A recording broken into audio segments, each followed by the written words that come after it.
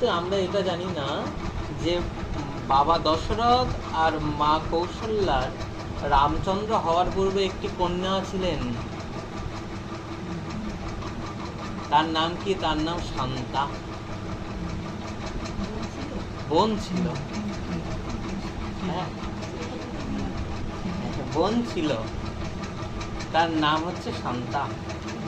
কিন্তু দশরথের কোনো পুত্র ছিল না। কিন্তু পুত্র ব্যতীত তো রাজত্ব চলে না। সেই জন্য কি বলা হলো যে না, পুত্র কামেষ্টি যজ্ঞ করতে হবে। কিন্তু শোনো, যজ্ঞের জন্য তো ভালো ঋত্বিক দরকার।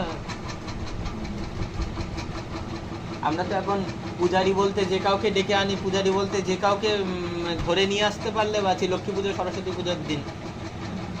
কিন্তু আপনারা চিন্তা করবেন যে পূজারি কিন্তু যে কেউ হতে পারে না। পূজারীকে অবশ্যই সমসম গুণের অধিকারী হতে হবে। দশরথ রাজা যখন প্রার্থনা করলেন, সমস্ত ঋষিগণ বললেন, শোনো, একজন ঋষিকে তুমি বলতে পারো যে এই যজ্ঞ প্রতিপালন করতে পারে। তিনি কে? ঋষি ঋষ্যশৃঙ্গ। ঋষ্যশৃঙ্গ মুনি। এখানে দুটি সিং ছিল। ওমা, এই জায়গায় অনুভব করেন তো, বিশ্বামিত্র মুনি তিনি তো দশরথের একান্ত পার্ষদ। যে বিশ্বামিত্র মুনি কিন্তু রামচন্দ্র এবং লক্ষ্মণের গুরুদেব।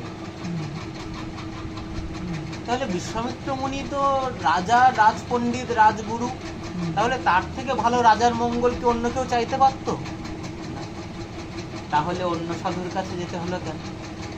বলছে, শোনো, এক একটি স্থানের জন্য যোগ্য এবং অযোগ্যের বিচার রয়েছে।